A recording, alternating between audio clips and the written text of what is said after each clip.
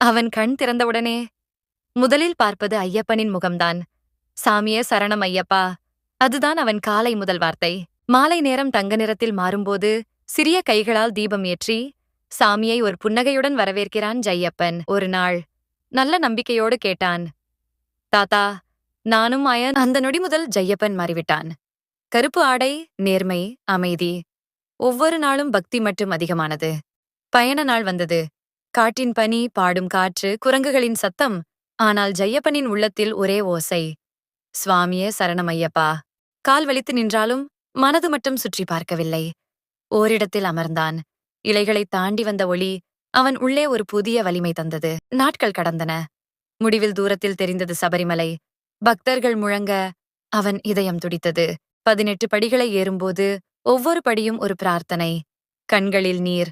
ஆனால் அது வலியின் கண்ணீர் அல்ல, பக்தி பாசத்தின் கண்ணீர்.